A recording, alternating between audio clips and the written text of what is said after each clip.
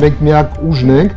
որ աթոռի մոլուցկով չենք տառապում, պարոն Ծառուկյանը ցույց է տալի, որ ինքը չի ձգտում այդ աթոռին։ Մեր իրատեսական ծրագիրն ենք դրել մրցակցության մեջ, ոչ թե անձը։ Բարև ձեզ հարգելի հեռուստադիտողներ, Եվրոմեդիայի տաղավարում հյուրընկալել ենք առողջապահության կազմակերպիչ, բժշկական գիտությունների թեկնածու, Բարգավաճ Հայաստան կուսակցության անդամ Տիգրան Խաչատրյանին։ Շնորհակալ եմ հրավեր ընդունելու համար, պարոն Խաչատրյան։ Պարոն Խաչատրյան, այսօր պետք է մի փոքր ձեր մասնագիտական շահենք եւ խոսենք փոքր ընդրական process-ից, քանի որ քարոզարշավը մեկնարկել է այսօր առաջին օրն էր։ Եթե քարոզարշավի այս օրը մեկնարկը, այսպես ասած, ամփոփենք, ինչպիսի պատկեր ունենք, ինչպես ենք սկսում քարոզարշավը։ Բարև ձեզ, շնորհակալ եմ հրավերի համար։ Ասեմ, որ իրոք մեր երկիրը մտնում է շատ բարդ եւ պատասխանատու փուլ, նախընտրական շրջան։ Այսօր մեր կուսակցության ղեկավար պարոն Գագիկ Ծառուկյանը մեկնարկը տվեց այս նախընտրական շրջանի եւ ասեմ, որ իր ելույթում նա հորդորեց, որ անպայման լինի փոխադարձ հարգանք, համերաշխություն եւ դա շատ կարեւոր է մեր նախընտրական շրջանի համար, որ անցնի հանգիստ մթնոլորտում, որ մարդիկ իրատեսական ծրագրեր իրենց ներկայացնեն, ցեղ չշպրտեն միմյանց վրա, դա շատ կարեւոր է եւ ամեն ինչ անցնի իրոք պարկեշտ փոխադարձ հարգանքի մթնոլորտում, ես դա շատ եմ կարևորում, քանի որ մենք մի ազգ ենք եւ վաղը միսօր բոլորը կապված են նաեւ ընտանեկան կամ ընկերական կապերով եւ իրոք մենք պետքա չմոռանանք, որ մեր բոլորի նպատակն է այն է, որ մենք ունենանք լավ, ազատ, բարեկեցիկ եւ անվտանգ երկիր։ Այսպեսի Նիկոլ Փաշինյանը այսպես հայտարարություն էր անում Սյունիքում են քարոզարշավը իրենք մեկնարկել, ասում էր, որ էլի ուժեր կան ընդդիմադիր, որ ասում են մենք հաղթելու ենք, իշխանություն ենք ձևավորելու, բայց գլուխները պատին են տալիս։ Այսպեսի խոսույթով է մեկնարկել քարոզարշավը։ Դա քարոզարշավ է, ինձ թվում է դա ամեն ինչը դա։ Բայց այսպեսի խոսույթով ես չեմ ընդունում, դա քաղ տեխնոլոգիաներ է, երևի պարոն Նիկոլ Փաշինյանը որոշել է այդ ճանապարհով գնալ, բայց ես գտնում եմ, որ պետքա բոլորի համար ստեղծվի հավասար դաշտ, լի փոխադարձ հարգանք եւ մի բան էլ ասեմ, եթե մարդիկ գնում են պայքարի, բնականաբար բոլորն ակնկալում են հաղթանակ։ Եվ մենք էլ մեր ուժն էլ մեր ղեկավարի առաջնորդի հետ միասին, որը շատ արժանավոր հայորդի է, մենք միանշանակ գնալու ենք հաղթանակի։ Եթե այդ չունենանք այդ նպատակը, ինչու ենք մասնակցում այս ընտրություններին։ Մի հարց սոցհարցումները տարբեր այսպես ցույց են տալիս, որ հենց 3 էր հրապարակվել, եթե ճիշտ եմ հիշում, ասում են, որ այս պահին միակ ընդդիմադիր ուժով խորհրդարան, ընդդիմադիր նշում եմ, խորհրդարան մտնելու այսպես երաշխավորված է, որ կմտնի խորհրդարան, դա ուժեղ Հայաստանը, միշտեր ասում են Հայաստան դաշինքը կամ Բարգավաճ Հայաստանը խորհրդարան մտնելու խնդիր ունեն։ Ես համաձայն չեմ այդ եզրակացության հետ, մենք այս ընթացքում էլ երբ որ շփում ենք մեր համակիրների հետ, մեր բնակչության հետ, տարբեր մարզերում, քաղաքում, ես չեմ կարծում, որ գիտեք, ամեն ինչ կախված է այդ սոցիալական հարցերից, ամեն ինչ կախված է այս նախընտրական փուլում, թե մենք ոնց կներկայացնենք մեր ծրագրերը։ Ասեմ, որ մեր կուսակցությունը մեր առաջնորդի ղեկավարությամբ ամենաիրատեսական ծրագիրն է ներկայացրել, կոնկրետ կետերով, որտեղ կոնկրետ տրված են լուծումները, ասեմ, որ այդ ծրագիրն էլ չի եկել օդից, դա ստեղծվել է մեր ազգաբնակչության խնդիրների հիման վրա, քանի որ մեր կուսակցությունը եւ մեր առաջնորդը ունի ունակություն լսելու ժողովրդի խնդիրները, ցավը, թե ինչով է այսօր ժողովուրդը տառապում, ինչ խնդիրներ ունի, եւ այդ խնդիրներից հետո մենք արդեն ստեղծել ենք այս ծրագիրը, այդ խնդիրները քննարկելուց հետո մենք ունենք շատ մեծ պրոֆեսիոնալ, շատ հզոր թիմ եւ մենք իրոք ստեղծել ենք մի ծրագիր, որը շատ իրատեսական ծրագիր է եւ ես կոչ եմ անում մեր ժողովրդին ուշադիր ծանոթանալ մեր ծրագրին, վստահել, քանի որ մենք գիտենք, թե նաեւ պարոն Ծառուկյանը իր կյանքով ապացուցել է, թե ինքը ինչքան գործունյա մարդ է եւ միշտ եղել է իր խոսքի տերը։ Պարոն Խաչատրյան, ինչ ձեր ուժին ուղղված հիմնական քննադատությունից է, ասում են, որ արդեն ասում են 3-4 տեխնացու ունենք վարչապետի, բայց անուն չեն ասում։ Ի վերջո մարդը պետք է իմանա, որ ամսի 7-ին գնա։ Քվեախցիկ ում է քվեարկում։ Ես գիտեք, ստեղ ձեզ հետ մի քիչ համաձայն եմ, մենք միակ ուժն ենք, որ աթոռի մոլուցկով չենք տառապում։ Եվ դա ցույց է տալի, որ մեր մոտ լինելու է թիմային աշխատանք։ Պարոն Ծառուկյանը ցույց է տալի, որ ինքը չի ձգտում այդ աթոռին։ Իր համար կարևոր է, որ այդ ծրագրերը իրագործվեն եւ մենք ունենանք բարեկեցիկ անվտանգ երկիր։ Հասկանում եք, դա նա չի անձնավորում որպես անձ այդ ով նստելու այդ աթոռին։ Այստեղ խնդիրը մեր թիմային աշխատանքն է։ Իհարկե, մենք հաղթելու դեպքում կներկայացնենք մեր վարչապետի տեխնացուին։ Այս նախընտրական շրջանում պարոն Ծառուկյանը եւ մեր թիմը ուզում է ցույց տալ, որ մեր համար անձը չի կարևոր։ Կարևորը մեր թիմային աշխատանքը եւ կարևոր ինչին կհասնենք։ Ասում են դա հանրության, այսպես մոլորության մեջ է։ Ոչ, ինչի հանրությանը, ավելի պետքա մոլորության մեջ դա չմտցին, ես գտնում եմ, որ մարդիկ Որտեւ ասում են կուսակցության առաջնորդը, օրինակ Գագիկ Ծառուկյանն է, ու առաջին համարն է, հա, ցուցակը ենթադրվում է, որ ինքը պետք է տեխնացու լինի, բայց ինքը գալիս է ու ասում է ես վարչապետի տեխնացու չեմ լինելու։ Չէ, դա գիտեք, ոչ քաղաքական տեխնոլոգիաները տարբեր են ու մարդիկ ուրիշ ձև են, բայց այստեղ կարևորը ոչ թե տեխնոլոգիաների կիրառումն է, այլ այդ մարդը անկեղծ ասում է, որ չի ձգտում այդ աթոռին։ Այսինքն ինքը պաշտոն չի ուզում, ինքը ուզում է, որ եթե մենք հասնում ենք, ոչ թե եթե, այլ ես համոզված եմ, որ մենք կհասնենք հաղթանակի, որ մենք հասնենք հաղթանակի, այդ ժամանակ մենք կներկայացնենք մեր վարչապետի տեխնացուին, միանշանակ կներկայացնենք եւ դա կլինի շատ արժանի մարդ։ Այսինքն ընտրություններից հետո ասում եք հաղթ։ Բայց դա ազնիվ է ընտրողների։ Բայց ինչի ազնիվ չէ։ Մենք մեր թիմ ենք, կարևոր չի, այդ մարդը ով կնստի աթոռին։ Եք ներկայացնում, բան Խաչատրյան, հանրությունը չի։ Չէ, տեխնացուն լինելու է մեր թիմից, միանշանակ նա վայելելու է բոլոր թիմի աջակցությունը եւ միանշանակ ընտրվելու է նաեւ մեր առաջնորդ պարոն Գագիկ Ծառուկյանի կողմից եւ մեր թիմի կողմից։ Հասկանում եք, ստեղ ուրիշ նպատակ կա։ Ես գտնում եմ, որ պետք չի այսօր որ մարդը ցույց է տալիս, որ ինքը չի ձգտում այդ աթոռին։ Ինքը ուզում է երկիրը մեր դարձնի ավելի լավ, ավելի անվտանգ, ավելի զարգացած։ Այսինքն ընտրություններից արդյունք քվեարկությունից ամփոփումից հետո նոր տեխնացուին ասելու եք։ Այդպես է։ Ես չեմ կարող այդ հարցին պատասխանել այս հիմա որ հա դե այդ ես գիտեք ես ընդամենը այդ թիմի կոպիտ ասած հասարակ անդամ եմ, բայց ես ինչ որ լսում եմ մեր առաջնորդից եւ մեր թիմի քննարկումներից դա է։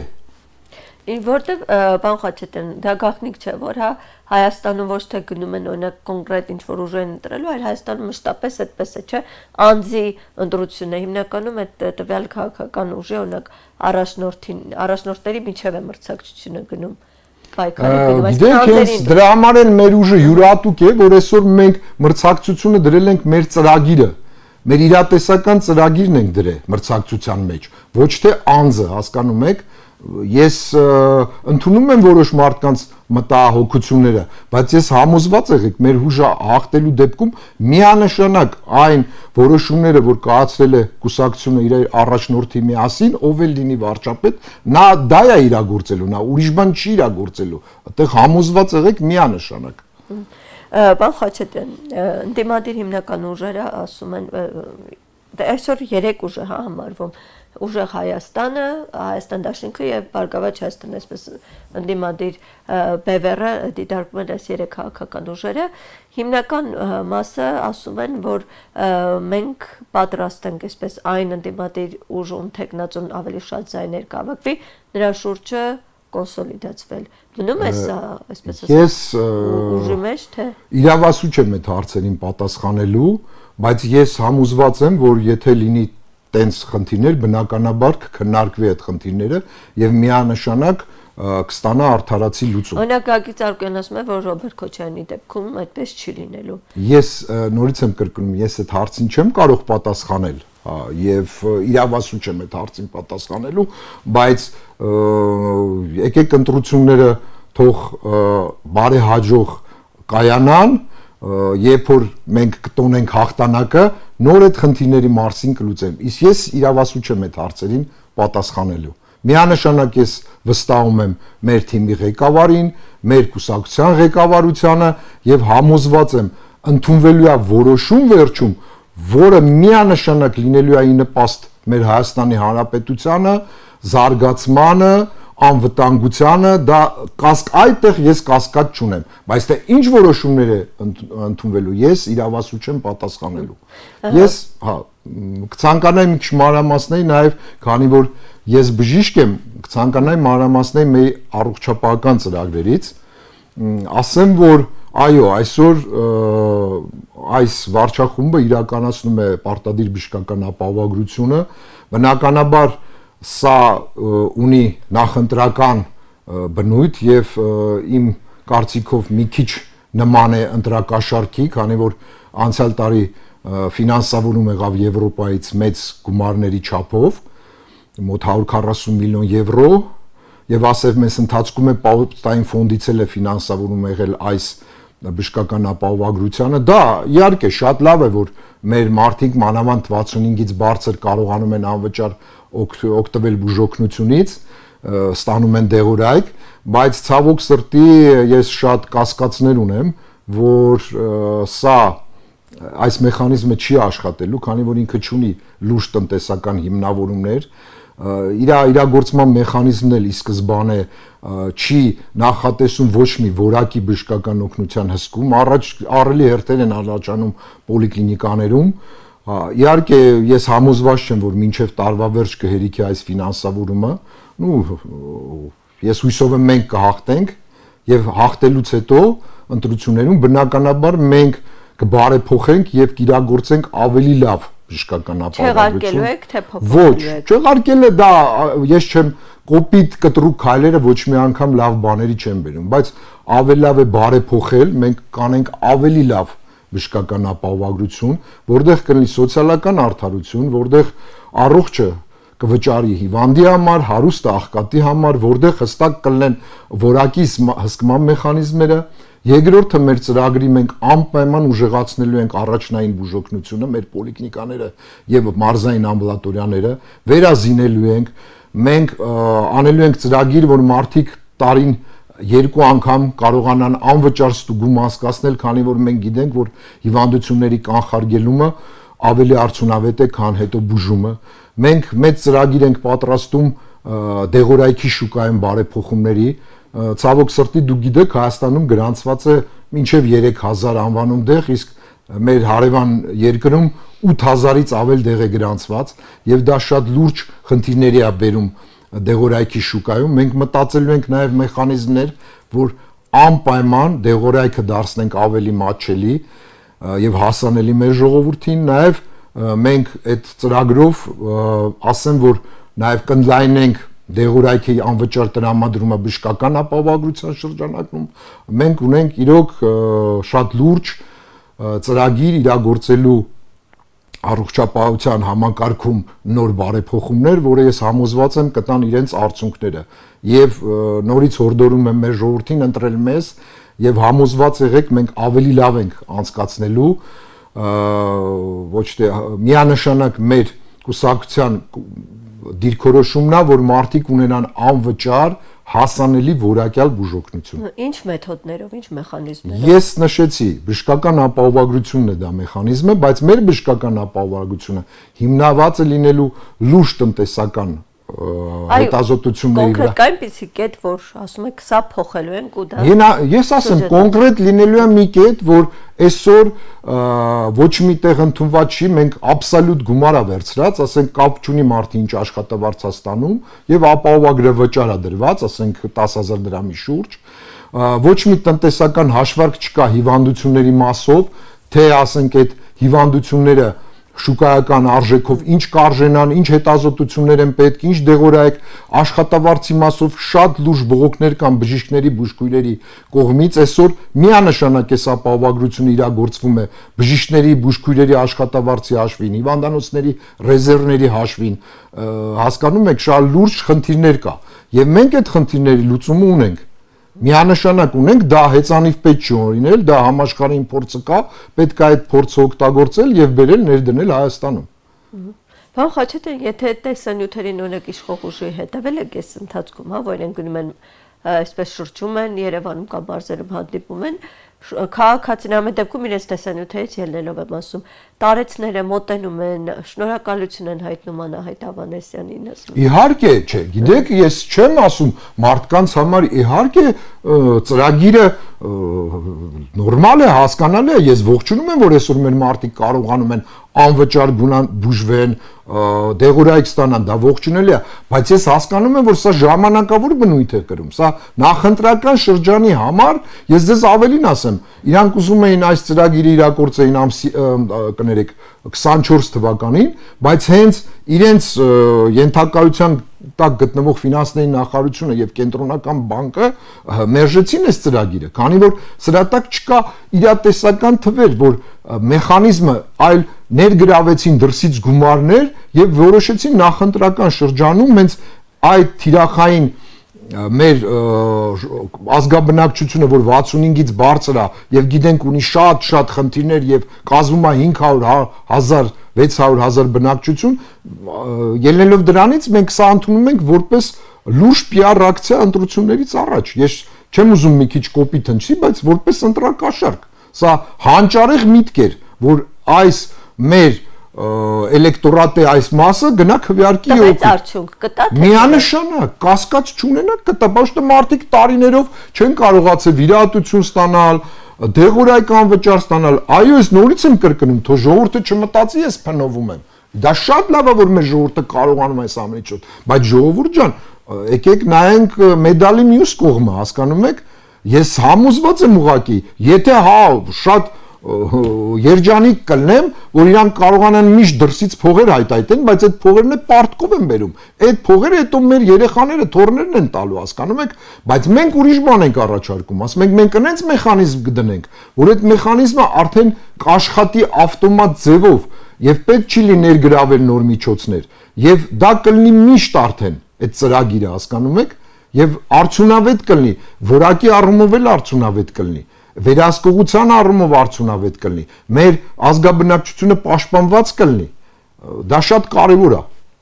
Պարոն Խաչատրյան, ով վերջում են մի հարց, օրինակ տարբեր ուժ, հա, իր ծրագրի, նախընտրական ծրագրի հիմքում ինչ որ մի առաջնահերթություն է դնում, օրինակ շատ են ասում, որ կոնկրետ Բարգավաճ Հայաստանը ավելի հիմնված է ինչ որ սոցիալական փաթեթների, սոցիալական առաջարկի եւ մի փոքր ավելի այստեղ անվտանգայինը զիջում է, ավելի թույլ է անվտանգային։ Ես ձեզ մի բան ասեմ, ես ձեզ ասեմ հիմնական պատճառներից մեկը, որ ես միացել եմ այս ուժին, իհարկե ճանաչելով հարգարժան պարոն Ծառուկյանին, եղել է մի քանի եզրույթ իմ կողմից, դա համերաշխությունը մեր ազգում, միասնությունը եւ իրատեսական մոտեցումը, որ մենք պետքա կարողանանք ոչ թե լինենք ռուսամետ կամ չգիտեմ եվրոպան պետքա լինենք հայամետ, то есть մենք իրավիճակից ելնելով պետք է կարողանանք մեր երկիրը ներսում անեն զարգացնենք, մեր ուժը ավելացնենք թե տնտեսության զարգացում, թե մեր ռազմական արդյունքները լավացնենք եւ մեր ներուժը եւ ըստ դրա արդեն մենք կարող ենք միանշանակ դրանից հետո կառուցել մեր անվտանգային համակարգը։ Մենք պետք է այնց անենք, որ մեր շահերը համ ընկնի համ Ռուսաստանի հետ, համ Եվրոպայի հետ, այո, մենք մեր հարևանների հետ պետք է նաեւ հարևանություն անենք, բայց միանշանակ պետք է լինի փոխադարձ հարգանք։ Ես նորից ասել եմ իմ հարցազրույցներում, պետք է անենք չլինի, որ հարևանդ նայի թե քեզնից ինչ կարա փոկի, ինչ հողակտոր կարող է քեզանից փոկի կամ ինչ ազդեցություն ունենա քու վրա։ Սա է կարևորը։ Իհարկե մենք պետքա շփվենք, իհարկե մենք պետքա ունենանք փոխադարձ առևտուր, բայց միանշանակ փոխադարձ հարգանք պետքա լինի։ Իսկ դա միայն կլինի այն ժամանակ, որ մենք ամեն առումով կլինենք ուժեղ, միասնական։ Մենք միակ ուժն ենք, որ այսօր ասում ենք, մեր ազգում պետքա լինի համերաշխություն։ Մենք պետքա իրար հասկանանք։ Մենք պետք է մեր մեջից հանենք իրար հանդեպ չարությունը, բաժանելը, դա շատ կարևոր է։ Պարոն Խաչատրյան, այսպիսի եթե դիմադիրների այսպես խոսույթը լսենք, ամփոփենք այսպես է ստացվում, որ ոչ մի ուժ չի ասում օրինակ, որ մենք գանք իշխանության, որ մենք հաղթենք գանք իշխանության, գործող ինչ-որ փաստաթուղթ կամ ինչ-որ որոշում չեղարկելու ենք։ Բոլորը ասում են, որ ինչ-որ փոփոխելու ենք, բայց ոչ մի բան այսպես չկա, որ ասեն գանք օրինակ այս փաստաթուղթ օգոստոսի 8-ի կամ դուք էլ նշեցիք այդ առողջապահական համակարգը չեղարկելու է, այսինքն հիմնված է լինելու եղածի վրա, զուտ այսպես փոփոխությունների։ Գիտեք, եղածը, նու ամեն մի եղածի վրա կա ինչ-որ մի ռացիոնալ մի մասնիկ, հասկանում եք, ու ես նորից եմ կրում, զարգացումը ավելի լավ է միշտ լինում, քան թե կտրուկ հեղափոխությունը։ Զարգացումը դա առանց ցնցումների անցնում։ Իհարկե, եթե ռացիոնալ բաներ կա, դա միշտ պետք է օգտագործվի։ Շնորհակալ եմ զրույցի համար։ Ես էլ եմ շնորհակալ։ Հարգելի հաստատիտողներ, հիշեցնեմ Եվրոմեդիայի տաղավարում զրուցում ենք առողջապահության կազմակերպիչ բժշկական գիտությունների թեկնածու Բարգավաճ Հայաստան կուսակցության անդամ Տիգրան Խաչատրյանի հետ։ Շնորհակալ եմ եթերին հետևելու համար, կհանդիպենք։